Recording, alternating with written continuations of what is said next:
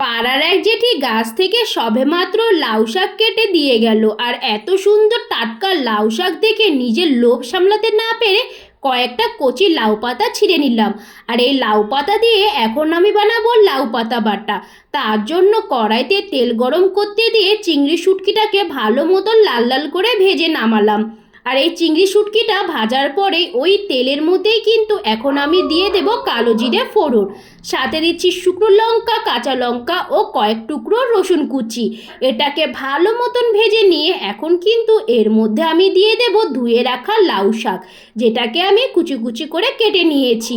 তো এটাকে হালকা নেড়ে চেড়ে এর মধ্যে কিন্তু আমি দিয়ে দিলাম পরিমাণ মতো লবণ। লবণ দেওয়ার সাথে সাথেই কিন্তু জল ছাড়তে শুরু করে দিয়েছিল। তো এটাকে ভালো মতন ভেজে নিয়ে জলটাকে ভালো মতন শুকিয়ে পাটার মধ্যে নিয়ে নিলাম। শাকটাকে পাটার মধ্যে আজকে কিন্তু আমি বাটা করব, তোমরা চাইলে অবশ্যই মিক্সিতে বাটা করতে পারো। এরপরে চিংড়ি শুটকিটা দিয়ে ভালো মতো লাউ পাতা ও চিংড়ি শুটকিটাকে বেটে নেব। তোমরা কারা কারা লাউ পাতার বাটা খেতে ভালোবাসো অবশ্যই কিন্তু কমেন্ট করে জানিও। দেখতে পাচ্ছ লাউ পাতাটা কিন্তু আমার বাটা হয়ে গেছে, দেখতে যেমন লোভনীয় হয়েছিল খেতে হয়েছিল ফাটাফাটি।